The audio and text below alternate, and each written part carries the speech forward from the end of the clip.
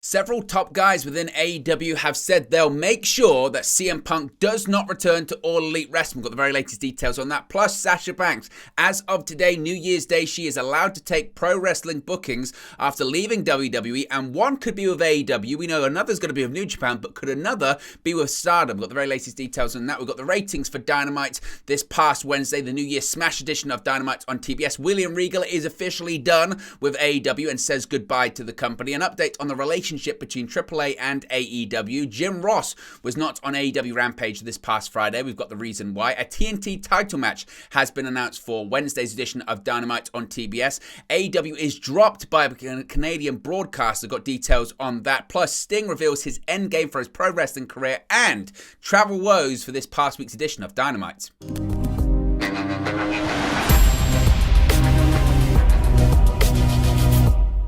Hey guys, welcome back to Wrestling News 365. Hope everyone is doing very well, having a fantastic 2023. Hoping everyone is having a happy new year. Let's get straight into the news stories with All Elite Wrestling because there's plenty of goings on in the world of AEW. And let's start off talking about none other than, of course, CM Punk. CM Punk hasn't been on AEW television since All Out, but his name still hangs and looms over All Elite Wrestling, with many speculating now that we're in 2023 what his future in professional wrestling is going to look like. And we've got some new details on the backlash in AEW, particularly by some major names in the locker room who are almost preventing, I suppose, CM Punk from returning to the company in the future. Now, CM Punk's future with AEW still hangs in the balance. It's the infamous backstage incident following All Out in September. But according to the Wrestling Observer newsletter, some of AEW's top stars apparently don't want to see the former world champion ever return, with, quote, several top guys, including 8-time world champion Chris Jericho, the Ocho, telling the locker room they'll, quote, make sure CM Punk does not come back to the company. Now, Punk has been missing in action since winning the AEW World Championship at All Out after being stripped of the title days later as a result of the behind-the-scenes brawl. AEW has barely made a mention of CM Punk's existence. On the contrary, on the other hand, the Elite, Kenny Omega and the Young Bucks have since returned to the ring, making their return at Full Gear after time away for their role in whatever happened post All Out. The Elite were also stripped of their newly won AEW World Trios Championships. Ace Steel, who was also involved in the backstage episode, was fired from the company. Of course, he was on the side of the Chicago native Punk. In late October, reports circulated that Jericho, a backstage producer now and mentor and locker room leader-like figure within the All Elite Wrestling locker room, approached CM Punk following the All Out incident and told him that he was, quote, a cancer to the locker room and a detriment to the company as a whole. However, those sentiments don't seem to be shared by everyone inside AEW, because just this past week, AEW star Dax Harwood, one half of FTR, was among those to make a plea for Punk and the Elite to, quote, please find a way to make it work for the betterment of pro wrestling.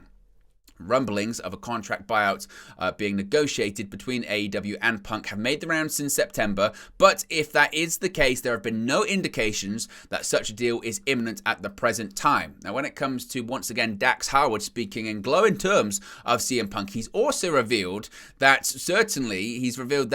again, he did some very nice things, shall we say, during his tenure in AEW. On his new FTR podcast on ad-free shows, that's now available everywhere to listen. If you want to download the podcast, I would recommend it. Dax Harwood recalled how he got along well with CM Punk while talking about their mutual admiration for Bret Hart, while noticing that Punk knew he'd be working a big storyline with MJF soon. Saying, quote, yeah, we had a match with Proud and Powerful, Santana and Ortiz, and he loved the match. And he told me he had been waiting to see us work live because he had seen us, before. And, we just kind of started talking about that. And obviously, the love of Bret Hart came into play. We're both enamored with him. We both think he's the greatest. And, whenever he knew he coming in that he was going to eventually work with Max in an angle.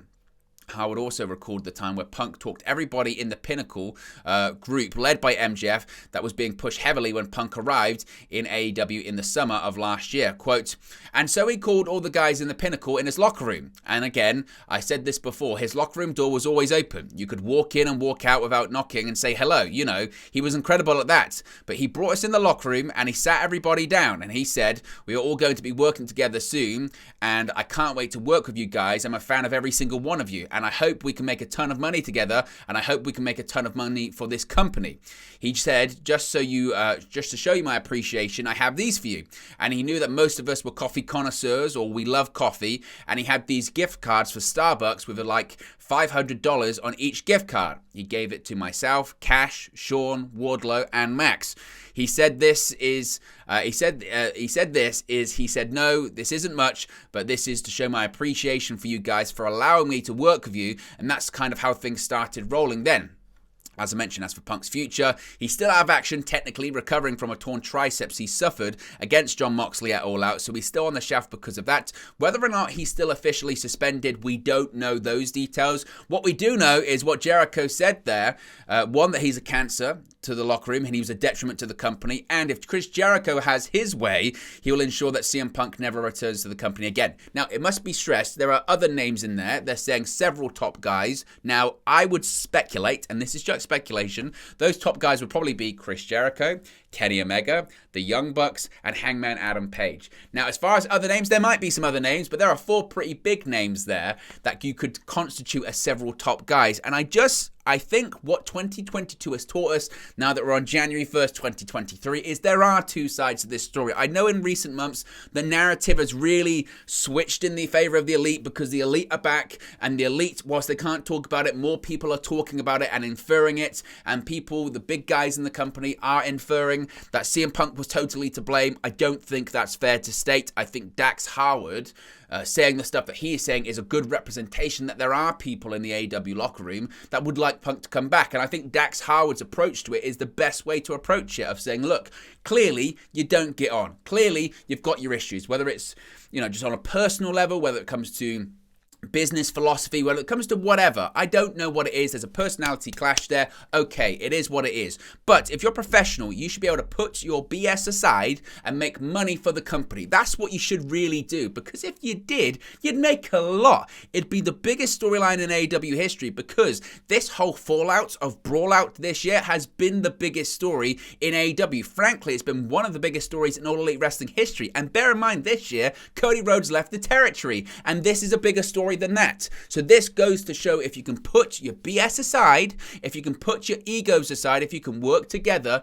if CM Punk could come back to the company, then they could make a lot of money. Now, ultimately, it's not even really their call. It's not Kenny Omega's call. It's not the Young Bucks' call. It's not Chris Jericho's call. It's Tony Khan's call. Now, I understand that Tony Khan might listen to Jericho. Tony Khan might listen to his EVPs, and that's fine. But maybe he should listen to his wallet as well. Maybe Tony Khan should put his foot down and say, look, I know you don't get along, and I know that some people in the locker room don't like him, and I know what he said was unprofessional, and I fined him, and I've done this, that, and the other. But in the same way that Vince McMahon fined Stone Cold Steve Austin for walking out on the WWE in 2002, he had him back in 2003 because he could make money. Now, I'm not saying CM Punk is Stone Cold Steve Austin, because he's not. Steve Austin has drawn and made a lot more money than Punk for a bigger company than AEW, like WWE. But my point being, Vince McMahon, remember, at a time in which people in the locker room were against Steve Austin for what he did, brought him back because it was best for business. And that might be the same way you would think Chris Jericho, of all people, would know what is best for business. But we'll have to wait and see. I suspect this is a story that is not going away anytime soon, and 2023 will just be the latest development in the several chapter story that is CM Punk and AEW. Now, one name that could be coming into AEW soon, of course, is Sasha Banks. As of today, she is allowed to take pro wrestling bookings after her WWE departure, and the return of Sasha Banks is right round the corner. Banks will make her long-awaited return to professional wrestling with an appearance at New Japan Pro Wrestling's Wrestle Kingdom 17. The two sides reportedly reached a deal in November, lining up Banks for a series of appearances with the promotion, including a date with their sister promotion, STARDOM. The Wrestling Observer newsletter confirms that her STARDOM appearance will take place on April 23 at the Yokohama Arena. There, STARDOM looks to put on the biggest event not only in the company history, but also the biggest women's show in decades as well. Accordingly, the major event, entitled All-Star Grand Queendom, was announced at the promotion's Dream Queendom event on Thursday. While Banks looks locked in for the April show, the capacity in which she will appear is not quite there just yet. One looming possibility may stem from the IWGP Women's Championship match at Wrestle Kingdom, where Kairi will defend her title against Tam Nakano, and the most likely scenario for Banks' involvement. Following that title match, the next event is slated for February in the United States, where many believe Banks will return to the squared circle for the first time since early 2022, setting her up for a potential subsequent bout at April's All-Star Grand Queendom. As for what Banks will be called by them, it's safe to assume that her WWE moniker will be left behind, and she'll either adopt her real name, Mercedes Venado, or perhaps she could adopt the ring name that she's recently trademarked, which is Mercedes Moan. So it could be, and most likely is, Mercedes Moan, but she is slated for an appearance with Stardom. Of course, again, she could return to the ring earlier than that, possibly as Soraya's tag team partner on the January 11th edition of AEW Dynamite on TBS in Los Angeles, but it's going to be a big year, certainly, for the former Sasha Banks. Now, it's quite interesting as well because New Japan are certainly planning surprises. They're planning surprises for Wrestle Kingdom on January 4th in just a few days' time. And the CEO of Bushiroad was recently asked about the situation by the Japanese language Yahoo Sports.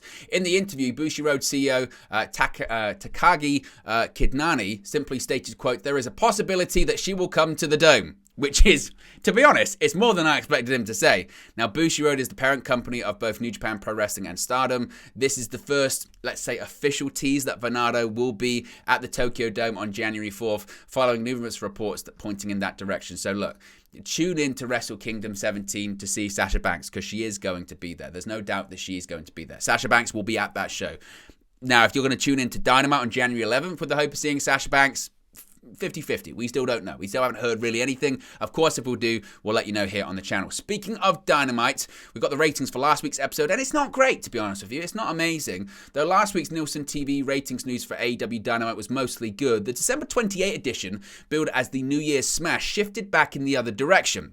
As reported by Showbuzz Daily and WrestleNomics, Wednesday night's episode of Dynamite averaged 876,000 total viewers, 365,000 of which were in the key demographic, adults aged 18 to 49. The latter figure was good enough for a 0.28 rating in said key demo.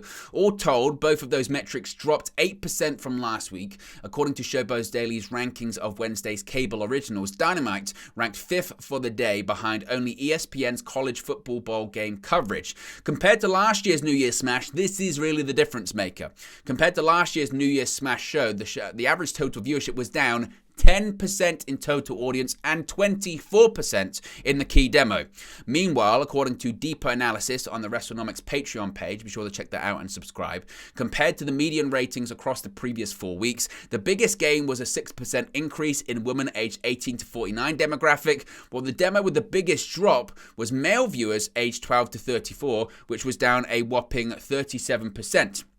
Now, Dynamite New Year Smash was capped off, as I mentioned, by Samoa Joe's successful TNT Championship defense against Wardlow, also cut off Wardlow's ponytail. But really the key story coming out of that is that drop-off in the total viewership. As I mentioned, year on year, which is the best way to really look at these kind of things, I think. Yes, you can look at it week to week, but the biggest story is year on year. This time last year, how are we doing?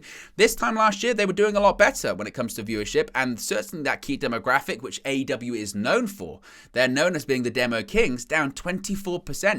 Goes to show, as I mentioned, the product is still a bit cold. Now, they're hoping, heading into 2023, that they're going to ramp things up, and certainly they're going to heat up the product a little bit. And AEW, of course, is returning back to Los Angeles on January 11th for a combined night of live Dynamite and a taping of AEW Rampage. And according to the latest Wrestling Observer newsletter, some important VIPs are expected to be in attendance. It is anticipated that key executives of Warner Bros. Discovery, the parent company of TBS and TNT, where AEW programming lives, will be at the show. This may help explain why the January 11th Dynamite is being stacked by the AEW brass, when you have a ladder match between the Elite and Death Triangle to determine the winner of their Best of 7 series for the AEW World Trios Championships, a tag match pairing Dr. Britt Baker, DMD, and Jamie Hayter against Saraya and a mystery opponent who may or may not be Sasha Banks, and an insinuated encounter between Jon Moxley and Hangman Adam Page. You're expecting a show that will impress you. To this point, there have been no rumblings of any discontent, it must be said, with Warner Bros. Discovery over its relationship with AEW. In September, Tony Khan stated that his company enjoyed a great partnership with WBD, adding how, quote, they've been really so good to us, while predicting the relationship will continue along the same vibe through 2023. Khan has also maintained fidelity to WBD, opting not to shop around the New Japan, the Ring of Honor broadcast rights to other companies, even as WBD passed on them. As a result, the upcoming ROH television show will air as on part of a revamped Honor Club sometime in the new year and not on a rival cable network. So certainly a very interesting time for AEW and their TV deals. William Regal's on his way back to WWE and he's now officially done with AEW. On a tweet on December 30th, William Regal confirmed that he has wrapped up with AEW. He thanked Khan and everyone he worked with, and he made it clear that he had a great time. Regal also stated that working with the Blackpool Combat Club cemented his friendships with the members. The full message is as follows, quote, yesterday was my last official day with AEW. I'd like to thank Tony Khan, Mega, and all the hard-working crew. Contrary to the people who've never spoken to me or have their information from people who don't know me or are trying to make themselves noticed, I had a lovely time working there and had a great time. Lots of talented wrestlers and lovely people to work for. To my fellow Blackpool Combat Club members, it was a special, albeit brief few months, but it cemented our already strong friendship. To everyone there, thank you for welcoming me. Best wishes. As previously reported, Regal has come to terms with WWE and he is set to start in this month of this year, January 2023. As to what his role is going to be, it's speculated it's a vice president role. Once he's officially back with the company, we'll talk about it here on the channel. A lot's been going on with AEW and AAA recently. We've got updates on the relationships between certain talents in AAA and AEW as a whole with Triple H as well. AAA. I always do that. It's such a slip of the tongue. AAA as well. First, let's start off about FTR. FTR and the relationship between AAA. According to Sean Ross Sapp of Fightful Select, FTR is done with AAA for the time being.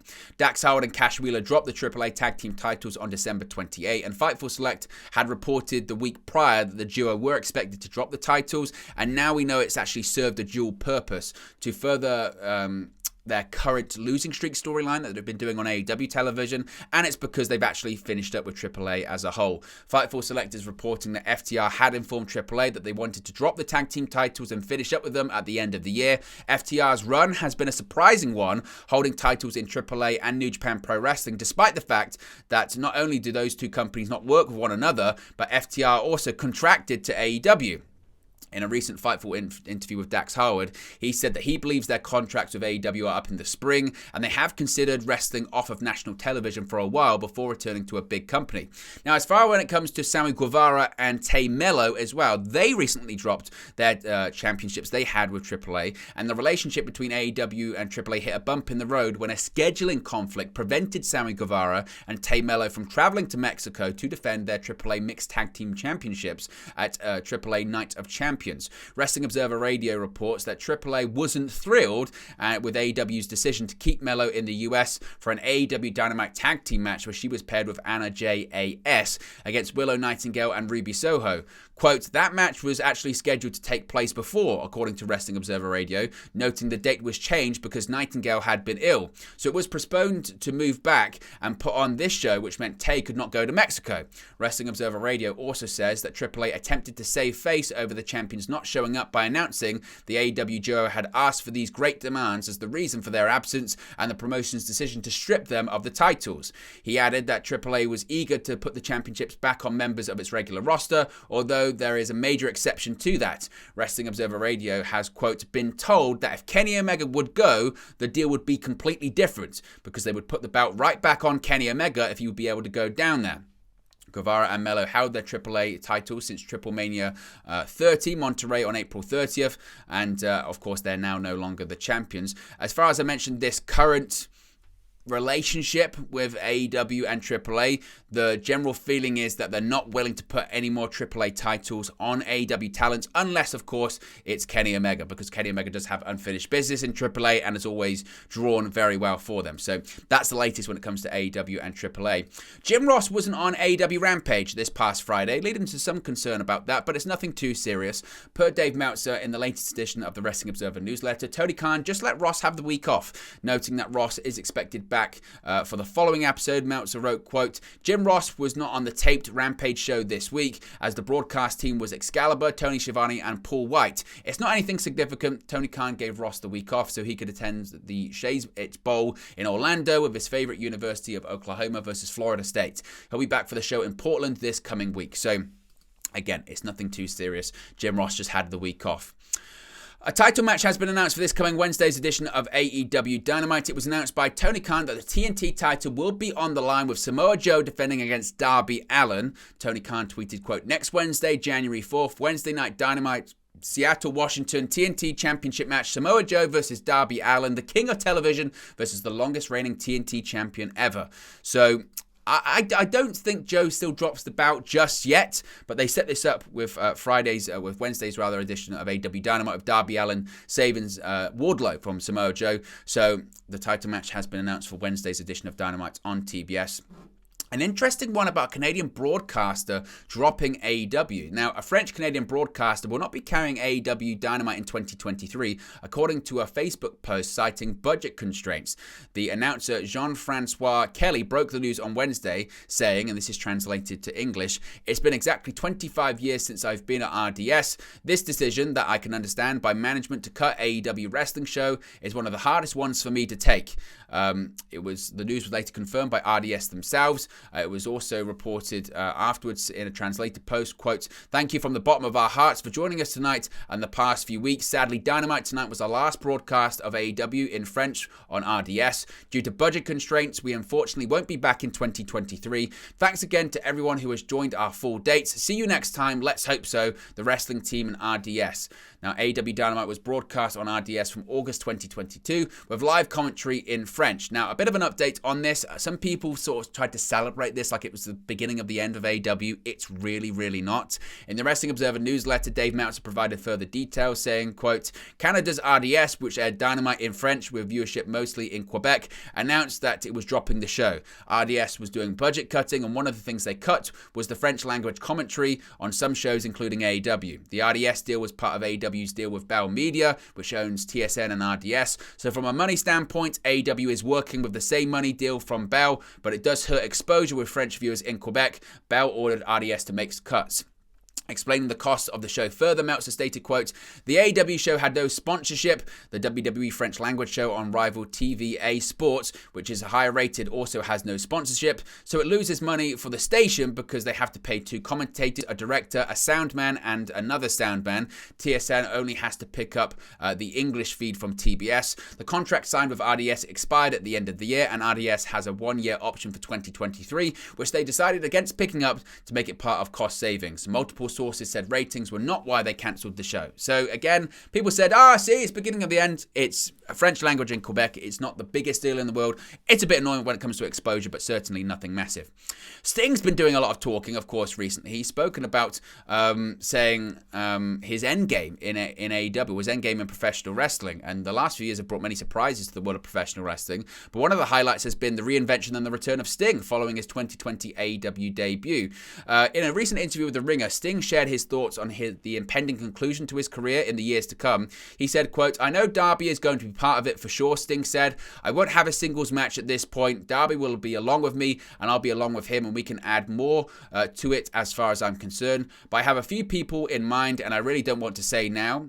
He also stated he wants to leave wrestling fans with positive memories as his time in the ring winds down. I want fans to be thoroughly entertained and just having a good time and reminiscing me, Sting continued. As history begins to come to an end, as the last wave comes into shore, I want to ride it with all of those who want to come on it with me. So Sting said he's basically mapped out at the end of his career. Who that's going to be against, we don't know. We know he's going to be part of the Great Muta's final wrestling match at the end of this month. But as far as who his final match will be against, him and Darby will be against, let us know your thoughts in the comment section below.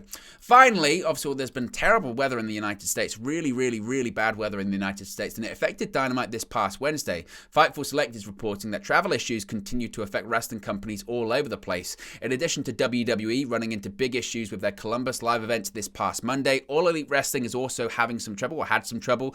Grapsody and Day After Dynamite's Will Washington learned there were some significant travel woes due to winter storms causing a domino effect. Obviously and unfortunately, talent from Buffalo, they couldn't make it due to the tragic effects of the winter storm there. However, there were several big names that also couldn't make it in. Dr. Britt Baker, Saraya, and Eddie Kingston. They were all planned for the Denver tapings of Dynamite and Rampage New Year Smash. Fightful have been told that AEW and Tony Khan had to scramble and adjust several things on the show. But all in all, Fightful are reporting that AEW officials still felt really good about the tapings, which received positive reviews from most fans. So there you go. There you go, guys. That's the latest AEW news for you. Be sure to smash a like on the like button. Be sure to subscribe, bottom right-hand corner. Let me know your thoughts on today's AEW news stories in the comment section below, and I'll speak to you again very, very soon. Hey guys, thank you for watching, listening, streaming, or however you come across this video today. Be sure to click on the video on the right there to watch our next video, or click the bottom there to subscribe, or the bottom right hand corner. Thank you very much, and I'll speak to you again very soon.